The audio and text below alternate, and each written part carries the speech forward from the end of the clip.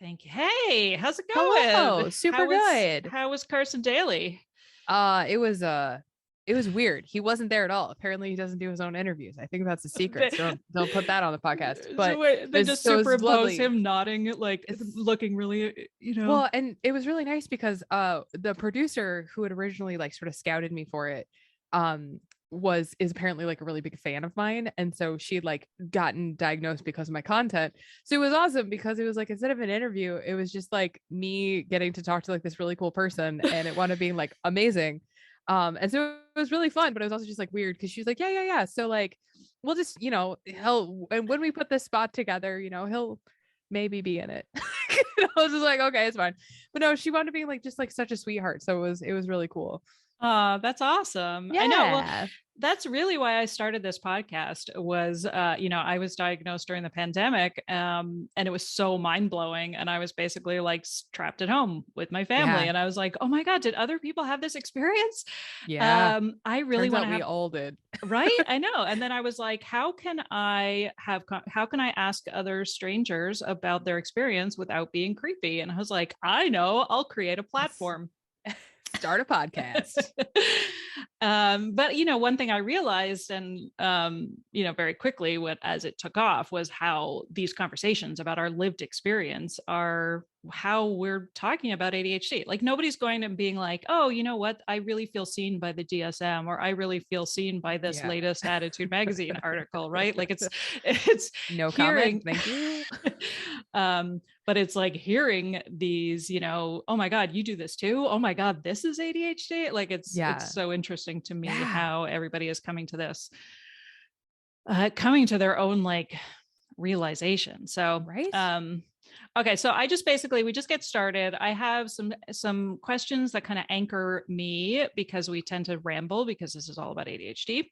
No problem. I do have more questions for you because I've been following you for a while, Oh, that's fine. and then I don't do the introduction now. I record it at a later That's time. totally. I'm so used to that. It's fine. Okay, The good. only thing that I did want to say is, and I'm so sorry about this, my day has fallen completely apart. So I have like a hard hour. Like I can go maybe like 2:35, but it's like I have like, oh, my day is collapsing around me. It's fine. We're all gonna be okay. I really appreciate you keeping No, this it's appointment it's too. And it's totally fine. honestly, I like to keep it no longer than an hour just because it's much easier for me to edit. Right. That's what we do too for our podcast, is we're always just like, yep. So I know. So I used to like be like, oh, I'll just take that out later. And now I'm like, nope, it's going in and we're stopping. Yeah, so that's fine. There's just a few things I wanted to double check with you in terms sure of thing. pronouns. That's she, they. Yes. And Do you have she or they is fine. I okay. really don't have a strong preference. Yeah, it was fascinating I listened to the episode with Leah Carey as some of my journalistic research. And It's funny. I'm halfway through that episode. I keep sitting down to try and listen to it, and I keep forgetting to finish it. So I'm like, I was like literally at the grocery store this morning listening to that. I was like, oh, okay. It was so good. She's amazing. Great. It was really great. I thought it was really thoughtful of her to include me. So well, and I was also like, one of the things I'm most nervous about with talking about sex and asking you questions about sex is the fact that like I am an open book on this podcast. Like I am as candid as you can be. It never occurs to me to censor anything about my life. But at the same time, I'm also like, I do have a partner of 20 years that I want to keep. And like, I want to respect his privacy. I know that there's also like people who, like he has like colleagues who listen to this podcast. So it's going to be really hard for me to not, maybe we should have like a tell if you're like, you might not want to talk about this, right? Yes. I call those fruit snack warnings. Oh, okay. Well, that's actually on my question list. So I might as well just ask you that. What is up with the fruit snacks? I feel like I've seen a lot of your TikTok videos, but I never saw the the genesis of the fruit snack. It was very organic. So what happened is one time, as a joke, like my mom said that she was mad at me because sometimes I would just start talking about like sex and ADHD, and she's like, I love you, but I don't necessarily want to hear about that. And so then the next time I like happened to be eating a package of fruit snacks because I like fruit snacks. And so then I just said, I made some joke about it. And if you don't want to see this kind of content, here's a fruit snack, go get it. And I like threw it. And that kind of just stuck, and it became this thing where like now if I say fruit snack warning, like most of my audience just knows what that means. And those who don't, like, it's fine because I still go, we're going to talk about sex and ADHD. So if you don't want to see this kind of content, grab a fruit snack on the way out. But I always say that first because I feel like I used to say, if you're not 18, grab a fruit snack. But then somebody pointed out that like the stuff that you're talking about is very like sex ed based. And for a lot of people, sex ed starts at like 11 or 12. And so like excluding an audience based on age isn't necessarily as inclusive as saying, hey, if you're uncomfortable hearing about sex, no matter what age you are, step outside. And so I decided, like, I just felt like that was a really good way to enforce consent and enforce boundaries, but in a way that's like very approachable and very like sort of friendly. It's not like if you're 18, fuck off. Like it's it's like, hey, like if you don't want to hear about this, that's cool, but we're gonna we're gonna use appropriate terminology, and so you might learn something. So okay, all right. I always wondered about that because I was like, is she playing a long game trying to get Mott's to sponsor? I mean, also that there is a long game, but the problem is that I only ever use fruit snacks when I'm talking about sex and kink, and so I feel like Mott's is like never going to sponsor me. It's counterintuitive. You never know. You never know with TikTok. Right? Okay. So let's get started with, I guess, my first question, which is, you're diagnosed in adulthood. Were you diagnosed pre-pandemic or post-pandemic? I was diagnosed pre-pandemic. I was diagnosed, I went in for the appointment the day before my birthday, but I was diagnosed on my 30th birthday was when I got the phone call, which was a very weird experience. But my diagnosis story is actually weird because there's like a secondary thing that happened. And so what happened with me is I actually had an ovarian torsion. And when I had an ovarian torsion, it was so bad that my ovary actually died. And I went into sepsis and I almost died. And so they had to have, I had to have emergency surgery to have the ovary removed. And then after that was when my life started falling apart. And for weeks and weeks and weeks, I had no idea what was going on. I literally thought I was losing my mind. Like I was scared. I thought I like early onset dementia. I didn't know what was going on. But at the time I am still an actor, but I was in a show, and I was doing a show in rep with 3 other Shakespeare plays. And I had leads in all 3 of these shows. And as a person who had been living with undiagnosed ADHD, I developed a lot of systems and a lot of structures to sort of like support myself through that. But then they all stopped working. And overnight, I went from being this actor who was like very good at memorizing my line, making sure that I like took enough time to like prepare, and I was like going to be ready and I was going to be on board, to I couldn't sit down. I couldn't sit down to focus. If I did find the sort of motivation to sit down and learn my line, I would read the same line over and over and over again. I couldn't hold anything in my head. And finally my husband looked at me, because my husband is the one who does a lot of the like my like quizzing me on my lines, and he was like, "Are you okay? Like I've never seen you struggle like this." And I was like, "I don't know what's going on." And thankfully at the time I had a friend who has ADHD and depression, and he looked at me and he said, "I think you have ADHD." And I said, there's no way. Like I have 2 master's degrees. I got straight A's my whole life. Like, and he was like, "I don't know, fam." And so I went to the psychologist, honestly, just out of fear. I didn't really go expecting an ADHD diagnosis or anything. I just wanted to know that like I was okay. And I lucked out. I have the best psychologist in the history of the world. But her experience was also as sort of like a burnt out gifted kid. Like she has ADHD and anxiety. And so talking to her and like being able to sort of like talk through my experience, she was like, "Oh yeah, like I see you. This is valid. This is so common in women, in their 30s. And so what I learned was that ADHD is very impacted by your hormones. And so because of my ovarian torsion, that kicked off and a hormonal imbalance that was so profound that was really what made my ADHD unlivable." That was a really long story. I'm so sorry. Hey, we don't apologize for rambling on this podcast. I was like, at some point I'll get to the point, I promise. No, I mean, it is so fascinating when you connect the dots. And, when I was thinking about that, like, you know, as I look back at my own life and the moments in which like my life turned into a shit show, because it's sort of this like roller coaster, right? So it's Yeah, like, absolutely. there's, you know, there was middle school, and then there was university, and then there was when I had a baby. That was like, again, like hormonally, it was just like, oh my God, like I can't believe how different my experience would have been had I had any clue that this wasn't just my own personal moral failing as a human. Yes. And now, you know, as I enter in the like multi-decade phase called perimenopause, I'm like, who knows what's happening? But, you know, I think for me, my diagnosis was so wrapped up in the pandemic. It's really difficult for me to kind of sort through and sift through what was hormonal and what wasn't. And what was just like the trauma of living in America for the last like 4 years and counting, right? Yeah. And that's something I feel like I'm always trying to sort out through these conversations, which is like, you know, how many times I ask myself, like, is this actually ADHD, or am I just an angry feminist who like can't deal with, you know? I think like a little column A, a little column B, honestly. Well, like, that's what, at the end of the day, I know I'm like, doesn't really matter. Like, you know, right? But it's so like, for me, it's been, it's so interesting to think about.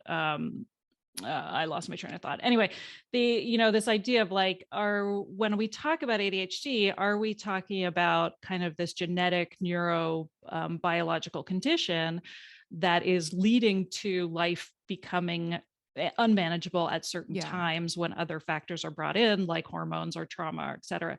Or do we only think about ADHD as those traits that show up in the worst of times? Does that make sense? You know, like I think, well, it's one of the reasons why I started doing what I do, is because I got so angry about all of the places that I didn't know ADHD affected my life. You know, and like now as sort of an ADHD advocate / educator, you know, understanding like the profundity that ADHD can have on a person's life. Because before I started knowing all of this stuff about ADHD and it became sort of like this big part of my life, you know, I always thought it was just like, oh, this thing that kids have when they can't sit still in the back of the classroom. But then it was like, the more that I learned, the more that sort of my eyes were open and my worldview shifted to like realizing that like it is a all-encompassing disorder. But even more than that, like the different ways that it shows up, things like the rates of addiction, the rates of eating disorders, the rates of sexual dysfunction, like sleep disorders, comorbidities like depression and anxiety. Like there are all of these things where I was looking at my own life and I was going, oh, well, now that I know that I have ADHD, the 17 years that I've been dealing with binge eating and bulimia sure make a lot more sense. You know, the way that I can't drink without drinking to excess sure makes a lot more sense. And so there were like all of these moments where I was like, I get so frustrated by the limited scope to which so much of the conversation about ADHD like stays in. I get that's a weird way to say that, but I just get so frustrated because it's like, it's not just about school. It's not just about like not being able to like organize your work notes. It's like, this affects every facet of your life, like from like waking up to going to sleep, quite literally for some people. And so that was the thing that really drew me to like opening these conversations and having these conversations and doing this work. Was I just got mad. I just got mad that that wasn't part of the conversation. And that was the part that I cared about. You know, that was the part that was affecting me. I did fine in school. It was the rest of it that ruined my life. Yeah. Well, and yeah, I mean, I feel like so many of us come to our own understanding of ADHD through the like emotional regulation element, right? Like that like, oh my God, how much of my own, you know, inability to cope, inability to like have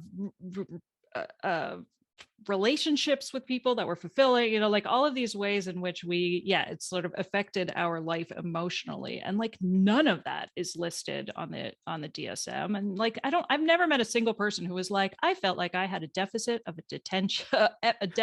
attention. So we'll get to that later. But I think I'm about to soapbox so hard when we get to I have opinions. But you know, it's interesting to me too, like how we're getting to this point with social media and TikTok with, and you know, let me start over. So it's what is fascinating to me is the fact that we are getting this huge divide between individuals who are sort of educating themselves, seeing themselves in social media content online, feeling deeply seen by ADHD, videos, whatever. And then they're going to their doctors and they're just becoming like completely rejected. And there's gatekeeping and gaslighting. And I've also had a really great experience with a medical professional who actually knew what she was talking about. And I came to her and, with all of this paperwork in a frenzy, and she was like, shh, calm down. Yeah. It's okay. Yeah. We got you. And then from then on I've just heard like nothing but like horror story after horror story from women who have their doctors have told them things like, you're fine, or you've made it this far. That's one of my personal favorites, is you made it this far without a diagnosis. What's the point? Yeah. But being said, you're just depressed, or, all of these ways in which our medical professionals are just like lagging. And then women who are just like, what do I do? Like it just feels like there's such this divide between like the information that is out there, like, yes, you probably have ADHD, and then the ability to like help people to have the system then help people. Yeah. So it's, with I think, right now it's like this advocacy is so important, and like, I don't know, like changing the face of what it looks like for medical professional. Like, I don't know. That's why I think so many of us, I think it's so great when so many people after they have their diagnosis go into advocacy and go into, educating, as opposed to, being like, oh, whatever. Like, I've never met somebody who was like, yeah, I got diagnosed with ADHD, but like, it's fine. It's no big deal. Yeah. Well, I think that there are some people who have that, right? Where like, and I hear this a lot, especially in like older women, where it's like, I've been living my whole life, like, building these systems and building these structures. And now I found out I have ADHD, and like, yeah, some things make sense, but like, it's not fundamentally changing the course of my life. But then on the other side of that coin, you have people who like whose core understanding of who they are and what they are and how they navigate through the world shifts. I'm going to choke to death. Shifts and changes like overnight. And I think that's a really kind of powerful thing to think about, because one of the things that I struggle with the most as an advocate, and an educator, is that my frame of reference is one I only can speak to, and I only really have experienced my own experience. And I say this a lot, but it's like, if you know one person with ADHD, you know one person with ADHD. And because ADHD is a spectrum disorder where people have different strengths and different weaknesses, and they struggle in different ways, and they are very successful in other ways, it becomes really hard to contextualize a conversation where everything looks so different on everybody. You have people like me who are incredibly academically successful, but I can't do my laundry or keep my house uncluttered to save my life. But then you have the opposite. You have people who are immaculately clean and very organized, but they really struggle in school, or they really struggle with like the comorbidities of like learning disabilities and things like that. And so it's like, because there is no one way that ADHD looks, and then that sort of like, we get into soapbox territory about how they really only ever researched like a single type of person, right? Like, so it's like all the research like looked one way for a very long time, and we're seeing women left out of the conversation, we're seeing people of color left out of the conversation, we're seeing trans and non-binary people left out of the conversation entirely. Like, there have been, I think, 1.5 studies done about the effects of like hormone replacement on like ADHD, and it's just like, there's a huge segment of the population who has both ADHD and is in need of hormone replacement. And even to like a certain extent, like women in like menopause and stuff are also using hormone replacement therapies. And so it's like, where is the research? Where's the research being done about the effects that like our hormones and these things have on us? And so like this, like I'm trying to calm my soapbox down, but I've had a day, so I'm riled up. But it's just like, I feel like it has such a short-sighted focus, and it's again, like one of the reasons why I started talking and advocating was because like when I first started reading about ADHD, it was all literature geared towards parents whose like kids wouldn't stop screwing around in class and like what to do when your ADHD kid won't behave. And I was like, I wanted to change that narrative. I wanted to talk about all the different ways that ADHD looks like. And so I think that as frustrating as it is, I think one of the best things that we can do for our community is having conversations like this and being open and honest about like, that's not a thing that I struggle with, but you might, and that is okay, you know? Yeah, absolutely.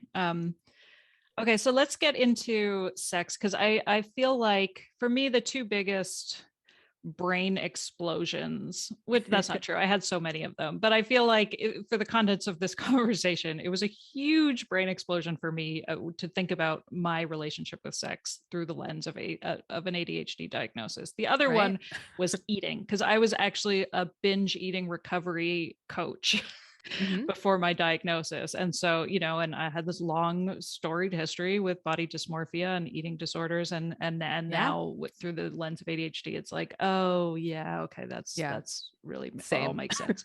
Big same. So what are some of the things that were like blew your mind when you started thinking, because you obviously like have, you know, you have a much more storied relationship with just, I guess, sex education. I mean, you I found out from your interview with Leah Carey that you like put yourself through grad school by being a dominatrix. So this wasn't like, it's not like you woke up one day and you were like, I'm going to start talking about sex. I mean, this has been sort of woven into most of your adulthood. Yeah. I mean, one of the reasons why I decided to become a certified sex educator was because I wanted to have sort of a training and an educational background that could ground a lot of like the knowledge and a lot of the experience that I already had. And so as a certified sex educator with ADHD, my primary sort of like area of focus has become just looking at neurodivergency in sex and, you know, sex education. Because one of the things that I think is so interesting is that in, I would say 99.9% of conversations surrounding sex and sexuality and consent and communication, the assumption is that everybody involved is neurotypical. Everybody involved has the same understanding of memory. Everybody has the same understanding of time. Everybody has the same like understanding of what communication is and how to like communicate. And that is fundamentally not the case across the board, right? Like it's just not a thing. And it really came to a head, and I've told this story before, but I'll tell it again. But it really came to a head when I was getting my training, and I was sitting in this class, and we were talking about, you know, sex. I mean, it was a conversation about having sex, right? But the instructor was talking about this idea that, like, you know, if sex gets interrupted, if you need to go pee, if somebody falls off the bed, if something funny happens, whatever, he said the moment is not, oh God, now it completely fell out of my head. It's like the moment is not precious is basically what he said. The moment is not precious. And my body filled with like a white hot rage. And I was so angry. And I was like angry in a way that I don't usually get angry. Like I work very hard to not get mad. But I was furious. And I was like, what do you mean the moment is not precious? Like every moment of my life is precious. And like, especially like with sex, like, yeah, I absolutely recognize that sometimes you need to pee during sex and that's okay. But like for me, if I go get up in the middle of sex to pee, whether or not I come back in a headspace to be able to continue intimacy is completely contingent on 5,000 other factors. And that was really a moment where I realized that so much of sex and so much of sex ed and the community and the conversations around it are based on like just a fallible assumption that we're all on the same page about how we navigate these things. And that was when I really started delving into neurodivergency and sex and like what that actually looks like. And the more that I learned and the more that I realized there was like this huge gap in our conversations and our understanding, that was like a really big turning point for me in terms of like really committing to like, okay, this is the thing that I talk about now, because I guess nobody else is. Yeah.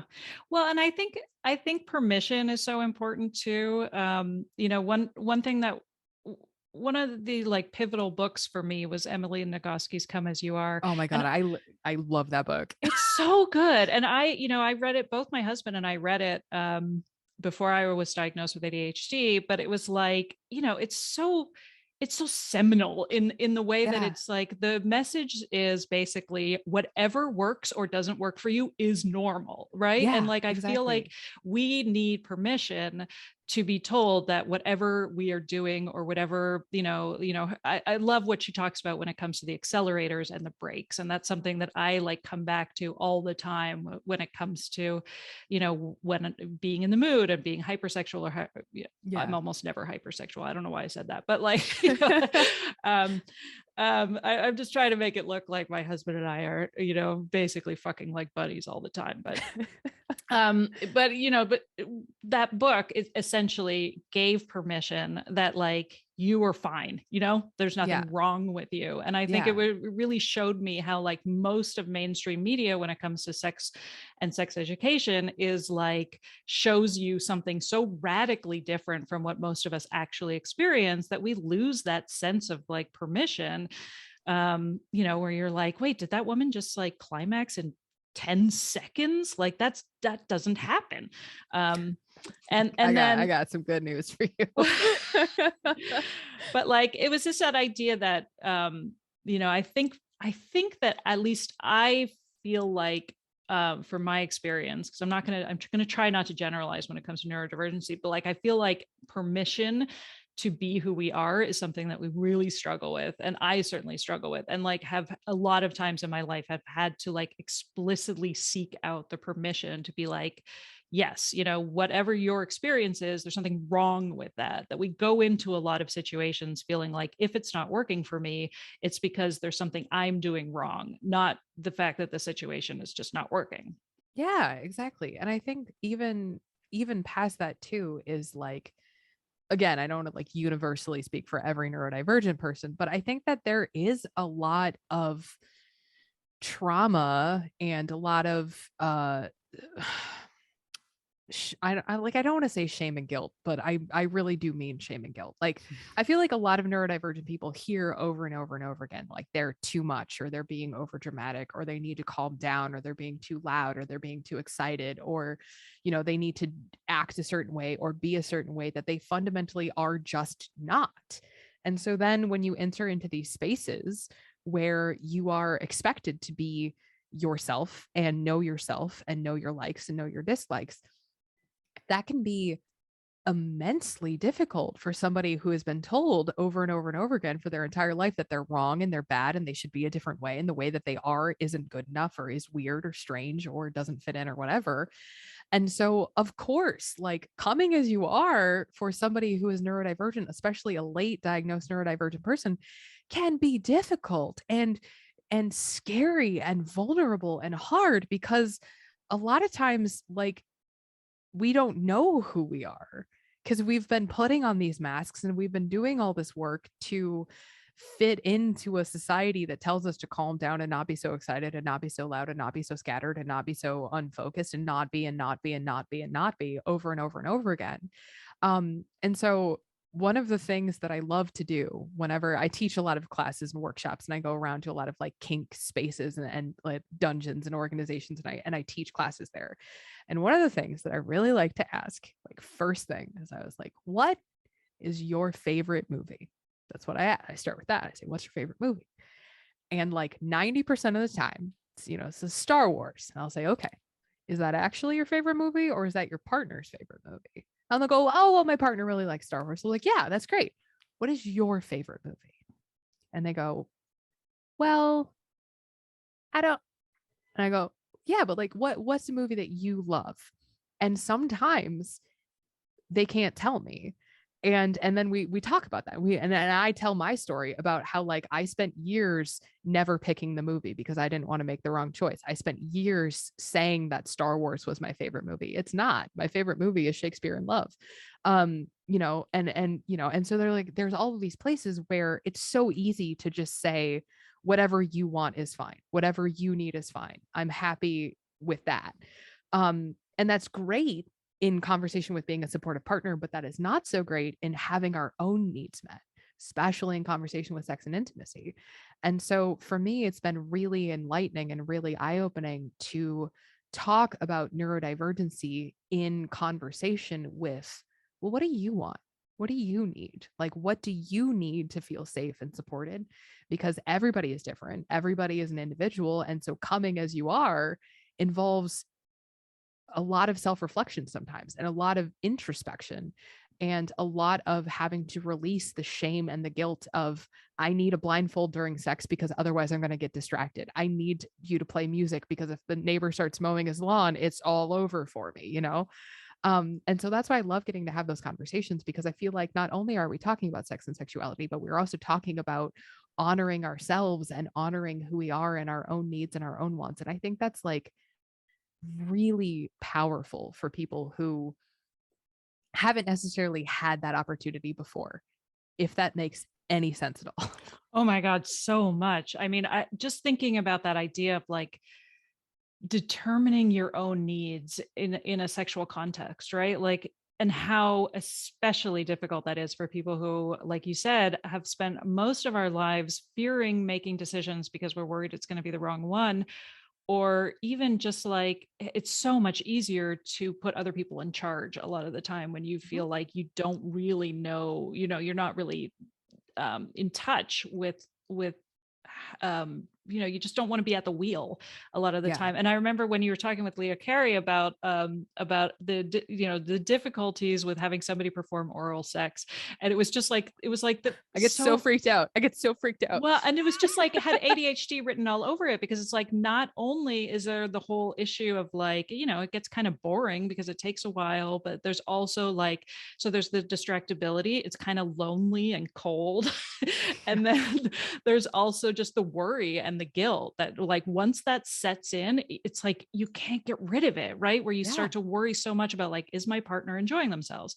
Are they, you know, and then you start like, it's so, I feel like good sex demands a level of like selfishness that I think is really hard to access when you're crippled with RSD. Yeah. And I think like RSD is a big part of it, but I also think too, and this is like less a neurodivergent problem and more, I think, just like a cultural problem. But, you know, and I know that this is talked a lot about in Come As You Are, which, by the way, just listener, go buy the book. I'm going to put a link in the show notes. Just go buy it. Just go buy it. Just go buy it. I recommend it all the time to every especially women with ADHD. I'm like, it's got to be in your lexicon. But one of the things that honestly took me so long to realize is that there's this narrative in popular culture, and especially in like romance books and movies and all that kind of stuff, is like, well, true love means being able to read your partner's mind. And that's the exact opposite thing to true. But I run into this constantly with this idea that like, well, I shouldn't have to ask my partner to be hugged. I shouldn't have to ask my partner for them to say, I love you. But then I say, okay, well, how would your partner know that you want them to hug you and say that I love you before they leave unless you ask for it? And then the other person says, well, they should just know. And I say, well, how are they supposed to know? And they say, oh, well, they love me. They should just know. And I said, no. This is not how any of this works. Like, if your need is to be hugged and told that you're loved before your partner leaves the house, that is a perfectly valid ask. That is a perfectly valid and necessary need for you to articulate. And if your partner grew up in a home where it was like bye and then they left and that was normal, your partner may not know that that is a thing that you feel is missing, and your partner may not know that that's a thing that is like a thing that people do. But this assumption that true love means inherently knowing without having to talk about it, without having to explain your bodies, you know, join perfectly and there's like doves flying out and shit. It doesn't happen. That's not reality. And then when you sort of like, you know, zoom in a little bit more and have that conversation around sexuality and neurodivergency, it's like there's so much to unpack. And things like rejection sensitivity, things like interoception, not being able to like know what you're feeling or articulating your emotions, you know, that kind of stuff. Like there's so much more than just what we're being told by the media, I guess. I don't know. I forgot the end of the sentence. I kind of was like, I got ramped up and then I stalled. So it's fine. Sometimes I like start going and then I'm like, I got no ending. Ta-da. Yeah, no, I know it is. I lost what I was going to say too. I should have been keeping notes. But no, I mean, well, there was a part of me that was like, oh crap, maybe we should actually like make more of a shopping list of like things that are specifically, specific about ADHD or neurodivergency and sex. But I feel like that's another podcast. Yeah. But like, I think, one thing for me too, that has been really fascinating, was the fact that I hated making out. Yeah. Right. And I never, ever thought it was like a sensory issue, right? That I just don't like things in my face. And so that was another one where I was like, I feel like my diagnosis gave me permission to be like, oh, it's okay if it's a sensory issue, then I can ask for my wants and needs better within this context. It's almost like accommodations, like you would get an IEP for your sex life, right? Yeah, well, absolutely. And I think that like with that too is like, not that diagnosis is like necessary for advocating your needs. Like I want to be very clear about that. But I think that one thing that a diagnosis can provide is, and I always kind of say this and I say it half jokingly, but it's like, it gives you a place to Google from, right? Because like once you have the term, once you know the thing, then you can say, okay, well, like what are other people with ADHD experiencing? And that can be really useful because it allows you to contextualize those needs and say, okay, well, some people with ADHD do have different like sensory issues. That is part of ADHD. The same way that, rejection sensitivity. Okay, well then, also like sexual dysfunction or / disappointments is what I like to say. And then it's like, okay, comorbidities like depression, anxiety, like all of those things feed into our sex life. All of those things feed into how we navigate the world. And so having the right term to Google is, I think, a great place to start, because I think it gives a lot of people permission to do exactly what you said, which is say, hey, it's not that I don't love you. It's just that I cannot stand the sensation of oral sex. Like it's a sensory thing for me. And that I think gives us I don't want to say like it justifies it, but I think it allows us to really take stock of like all of those little things and say, oh, that's because of this. I'm not broken. I'm not damaged. It's just a thing and we'll deal with it, And I think that's really useful in terms of like supporting yourself and being able to like advocate for your own needs. Yeah, I think it all kind of falls under that same category of like, we are not the problem, right? The problem is whatever situation I'm facing. And that needs, we need to figure out how to fix that. But like, I think our default mode is always to be like, I am the one who is at fault here, because, maybe we're told that 10,000 times in our childhood. Right. It's shocking to me how common that is in especially for people who are late diagnosed, is just that feeling of, I'm the broken one. I'm the one doing something wrong. And it's like, no, maybe it's okay if you need to like, do this, that, or the other thing. Like it's not a commentary on you. It's just what you need. Mm-hmm. Well, that was, I think, one of your videos that lives in my head rent free. Well, actually, there's two. Okay, first of all, there's the Venn diagram of ADHD, D&D, and kink is like a stack of pancakes, pancakes. The Venn diagram that is a stack of pancakes. I love that term so much. But the video about just like being like really, really competent. And so, this idea that like we are super exhausted because we are very competent at a lot of things. And so there's this idea that like we should be able to figure everything out. And so a lot of that frustration, well, yes, we are told a lot of the times throughout our childhood, like you need to try harder, you need to do the thing, you need to just work at it and you'll get it. But like, I think that a lot of that, it comes almost like internally from being it's sort of a byproduct of being generally bright at things, and be that frustration of like, why am I not figuring this out? It's so funny that you mentioned that video, because it's like, not that this matters at all to the conversation, but that video got some of the lowest views that any of my videos has ever got. That was not a popular video. Like it did not do well. But when I tell you that more people directly reach out to me and talk about that video more than like, I have videos that I think have like 7, 8, 9 million views. And that video that I think maybe 7,000 people saw is like the one that keeps coming up. And I think because like, it's so weird because like, thanks TikTok, that's really helpful for thanks daddy TikTok. But like, I think the reason why that video kind of sticks is because like I think it's a very universal experience for anybody who is sort of like that burnt out gifted kid sort of like vibe. But even more than that, and this is a thing that I heard even from people who like didn't necessarily go through like gifted programs, but they were like socialized as a woman.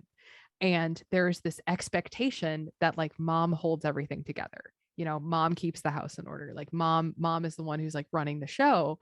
And so the expectation of having your shit together often just comes with appearing female to the world. You know what I mean? And I think that's really interesting because I think that it adds yet another layer of complexity and another level of challenge in unpacking all of the different places where neurodivergency fits into our life and affects our lives. Because if the expectation is always that you have your shit together and you are the one who's keeping track of everything and you are the one managing the household and you are the one doing all the work, which is very, very common for many women, who are experiencing this, having to then take stock of all of that and say, on top of, the neurodivergency, on top of the struggles, on top of everything I still have to handle it. There's nobody else to handle it for me. Yeah. And so then, and then we find a lot of people in your experience who that was the story until the pandemic when all the structures and all the systems started breaking down. And now it's just like, it's like a twofold sense of loss. It's a sense of like, oh, so much of this is making sense because now I have this diagnosis, but then it's also like again, I don't want to speak for anybody but myself, but like the anger and the resentment and the guilt and the shame that can come out of like, but I'm the one who's supposed to have my shit together. I'm the one who's supposed to be handling all of this stuff. And if I don't, who's going to? Like, what if my accommodations aren't going to be helpful for everybody else around me? Like, what happens then? And I think I wish that we talked more about it. I really, really do. Right. I mean, yeah. Oh God, there's so much there. Like, first of all, that idea of like, rather than helping you if you look like you're struggling, it's much easier for us as a society to just applaud you for all that you do. You're right? so brave. Right. You're so brave. Which is why I get so fucking frustrated with this idea of that ADHD is a superpower, because we're doing the same thing with ADHD. Just for the record, her eyeballs just rolled back in her head. For your listeners, I just made a very obvious face. But we're doing the exact same thing, which is like, rather than help you, we're just gonna reframe this into something that you should be applauded for all the things that you do, and just like reinforce this idea that you should be able to have it all and do it all.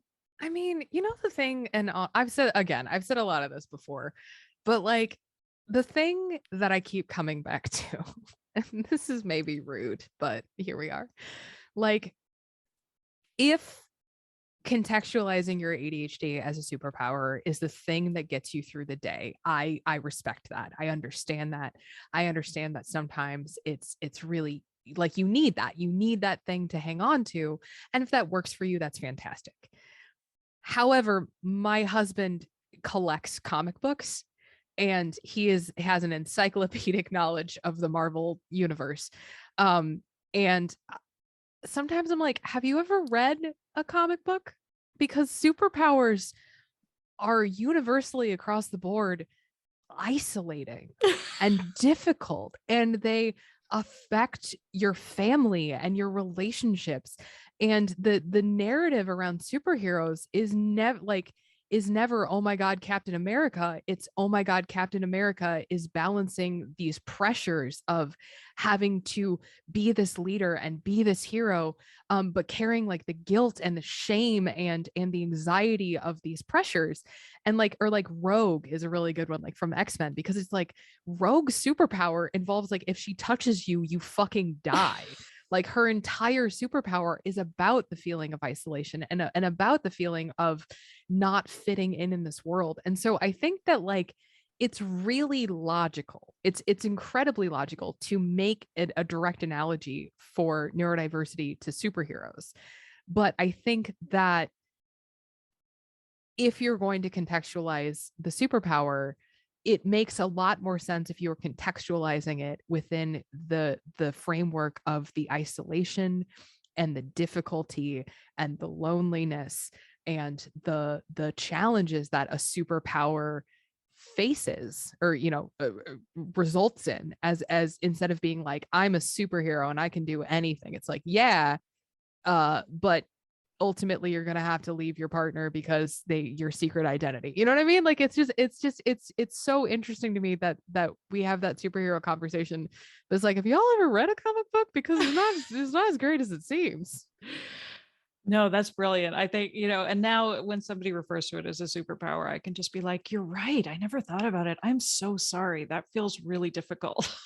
Yeah. Well, and that's the thing, is like, that's what I started doing. And it was really interesting because I think a lot of people like there's a culture of toxic positivity that has I think always kind of been there, but has become much more profitable as of late, as people who are like living through this ongoing pandemic and their mental health is being sort of like dramatically affected and their systems and their structures are breaking down.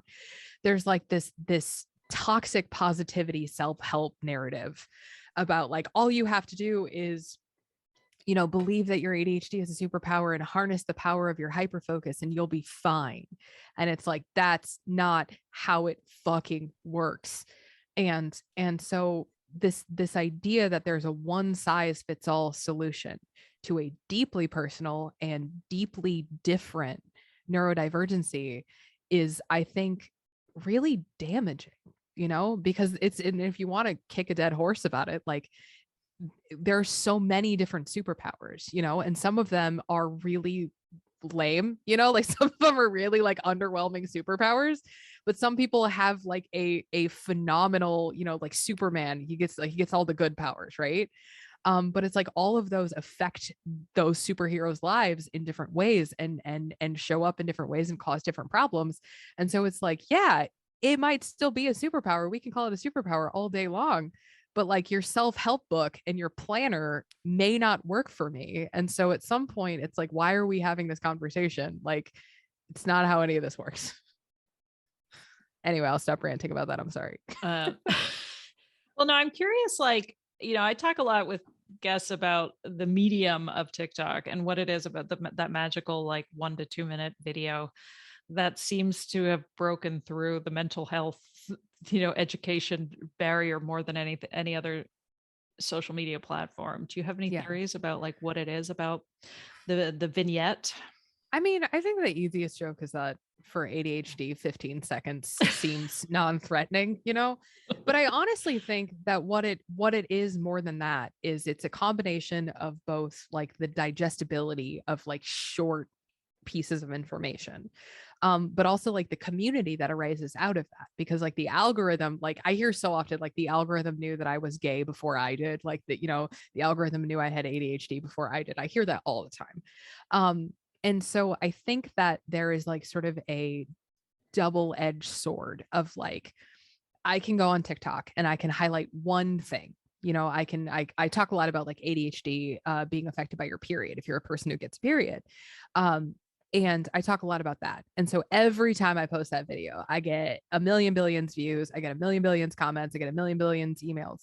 And so, but then what happens is in the comments, all of these people start saying, wait, this happens to you too? Wait, I thought I was the only one. Wait, no, there's all like, and so it's nice because the digestibility of whatever the thing is that I'm talking about that day, in conversation with like the interactivity and the community that results in that information being disseminated, it really becomes, I think, like cyclical of the community, wants to have these conversations. Here is a place for these conversations to happen. And it's been incredibly rewarding. And it's been an incredible privilege to get to sort of like be the person who says, well, hey, let's bring attention to this. Let's talk about this. I think I'm one of the only people talking about like specifically ADHD and sex. There's been a few more people who have sort of hopped on board that train since I started talking about it. And it makes me so happy, because the other thing too is like everybody has a different background. Everybody's experience is different. And so it's like, yeah, 10 people can make a video about ADHD and sex and have 10 different things to say and 10 different viewpoints on it and 10 different, different stories.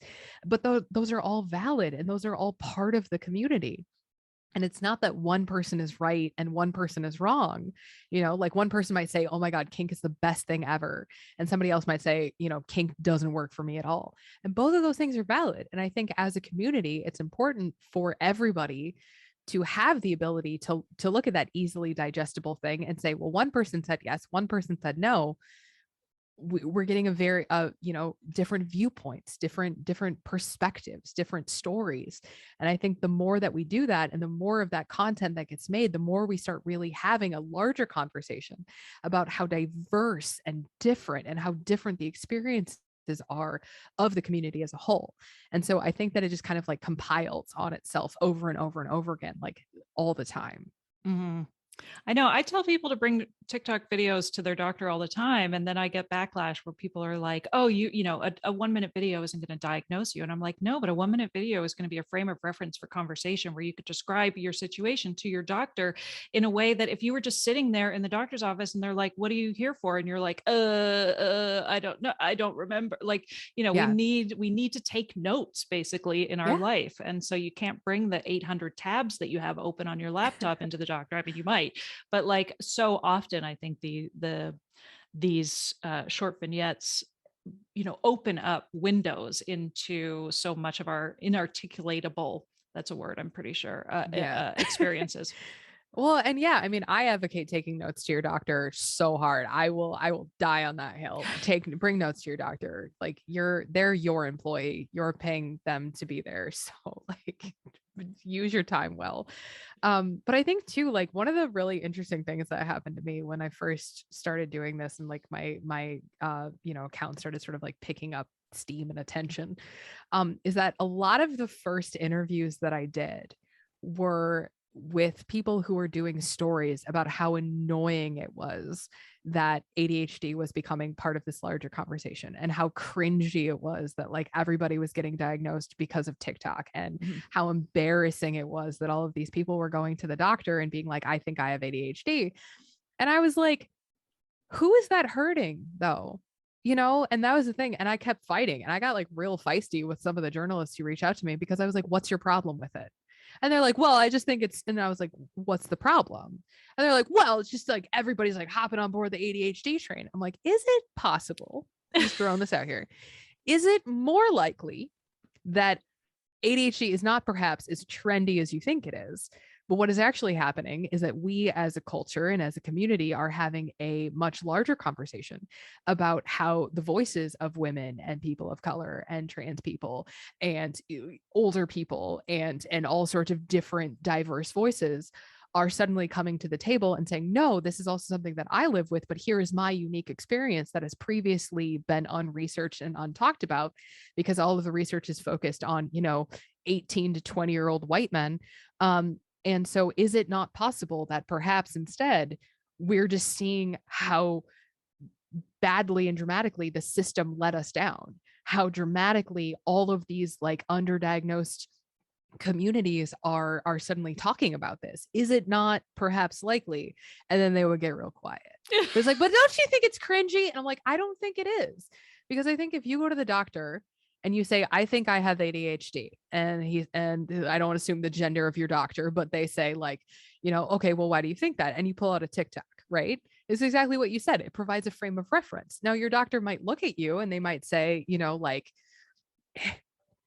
Erik's phone is ringing in the background and I got distracted. They might look at you and say, okay, well, like that's only like one component part of having ADHD, but that sounds like anxiety, or that sounds like depression, or it sounds like at bare minimum that you're really struggling with this one thing. Let's get you some support. Let's get you a system. Let's get you a referral to a counselor, a therapist, or a psychologist. And it's like, there's no ADHD pie. Like the ADHD is not going to run out if a bunch of people seek out a diagnosis. What it is doing is it's showing like really and truly like how many people are part of the pie and how our perspective on the pie is changing. And I just get really heated up about that, because I'm like, why is this a conversation? Like, let people live their lives. and have that chance to like redefine who they are to themselves. Yeah, it's like, it's not hurting anybody. Like, yeah. And also, like, there was one time when this journalist was talking to me about it, and they were doing this story about how cringy it was, and I was like, well, I'm just gonna say this, but like TikTok runs on an algorithm, and so if all you're seeing is ADHD content, that's not necessarily the universal experience of every single person on TikTok. And then like 3 months later, they contacted me and they were like, hey, I just wanted to let you know that after doing some more research, it turns out that I, in fact, had ADHD the whole time. And I was like, oh, okay. I know. I'm so vindicated. I just posted about that today where I'm like, I'm so tired of all of the, those like douchey posts that are just like, this is everybody's experience. This is an ADHD. I don't know what you're talking about. And I'm like, I want to give each one of those people a hug and be like, it's time to talk to your doctor. Yeah. And it's like, I think there is, if I'm being fair, there's a lot of misinformation out there, and there's the one that I always come back to is like, there's like this really big conversation about how if you recognize someone's footsteps, then you have like just childhood trauma. And it was like, oh, because it's a trauma response. And it's like, no, it's because you lived in the same house with people for 20 years. Like, it's not necessarily like, it can be, it absolutely can be. And we're not going to invalidate that, but it's also like, this is a very common experience. And so it's like, I think you have to tread very carefully when you are doing research. But I think that it's also one of the great things about the conversation about neurodivergency is that research is becoming much more accessible, that information is becoming much more accessible. And so I also think to a certain extent, like the misinformation is really getting filtered out, because even when the video blows up, it's like, if you recognize your husband's footsteps, you have trauma. And it's like, and then, 20, qualified medical professionals will stitch that video and say, no, actually not. And so I think that it's nice because it's also creating dialogue, and it's also defining stuff for a lot of people in a way that they may not ever have had the access to that context before, which is cool. Yeah, absolutely. Now, really quick, because I'm watching the clock right now. So we did a really good job sticking to time. I'm really proud of us. Right? Thank you. So what would you call ADHD if you could rename it? Attention directional hyperactivity disorder. I think that's really it. I think that's a thing. So you'd keep the hyperactivity and the disorder part? Maybe. I mean, I think and honestly, okay, this is a little bonus rant for you, and it's fine. I'm good on time for we can go 10 minutes. There's always time for a bonus. There's always time. But like the thing is that I think the real truth is, because of the system in which we operate, especially like if you live in America, the healthcare system is broken all the way to shit. And so there are a lot of people who advocate for, we need to take the disorder out. We need to remove the conversation about disorder or disability from ADHD. And I'm really against that. And I'm not against it because I think that ADHD is a disorder, because I really think that like what is a disorder, but I think that what that conversation is eliminating is the conversation about accessibility to resources, access to medical care, access to medication, access to IEPs, access to, mental health supports and stuff. And there are so many people who advocate for saying it's not a disorder. It's not a disorder. It's just like the way that we are. And that's amazing. And that's great. But a lot of times those are coming for people who can afford private insurance. That's coming from people who can afford medication, who don't have to apply for aid or apply for an IEP, or maybe are in a school system where, you know, neurodivergent and, you know, kids with learning disabilities are underserved. And so if we're going to have a conversation about what to rename ADHD, we cannot leave those people out of the conversation. We cannot say, well, because I have the supports in place, because I have the structures that I need, and it's not a disability for me, it's not a disorder for me, I'm fine. That's really harmful to the community. Like it really is. And so it's like, and it sucks because there's so much pressure to rename it. There's so much pressure to say like, it's not a disorder, but ultimately we have to think about insurance. We have to think about billing. We have to think about school systems saying, oh, it's not a disability anymore, it's not a disorder anymore, great, we don't have to provide any sports or any supports because it's going to save us money on our system if we don't have to support these students anymore. And that is going to be very, very harmful for a lot of people. And so I think I don't like deficit. I don't like the word deficit because I think it is a complete misnomer, but I think that unfortunately we do have to have the disorder or some kind of indicator that this is a real medical condition that a lot of people struggle with, and it looks very different on everybody, but we cannot eliminate those support structures in the interest of making ourselves feel better. And I think that's really important to talk about. Yeah, no, I totally agree. And I think it sort of ties in with the whole running theme of like legitimizing what is happening to you, and as well like having the permissions that you might need, as opposed to just being like, well, it's a behavioral issue, you just need to try harder, you just need to discipline better, or whatever it is. And you know, at the end of the day, you're just making excuses. Exactly. The hyperactivity I struggle with, just because I feel like for me, it was such a barrier to me really taking, you know, for so long, it was suggested to me by my therapist that I should look into it. And I was like, I don't have ADHD. I'm not hyperactive. I could lie on the couch for days. Yeah. Well, and I think too, like just better education and more education about what hyperactivity looks like, you know? Yeah. Because like spoilers, impulse shopping is a type of hyperactivity. I know. I think my most popular video was basically like, I'm not hyper. And then it was like a list of all the ways in which, it was like, oh, I'm quick to rage, road rage. Holy, like I remember my doctor asking me at my diagnosis, she was like, how do you feel when you're stuck in traffic? And I was like, I feel like I want to rip the steering wheel out of the dashboard and throw it out the window. And I was like, oh, right. I get it now. Like, I live in Atlanta. I would not wish this traffic on my worst enemy. Oh God.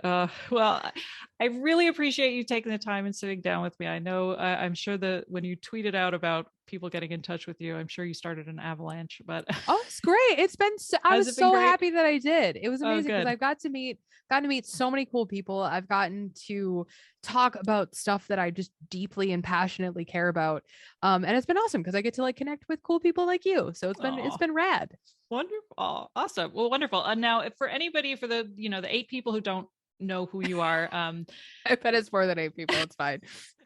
But how can people kind of find you? I'll have all the links in the show notes, but I feel like we didn't talk enough about being a certified sex educator. So that's kind of where you're going with this, and just have me back on. We'll have a whole other party. It'll be great. Right.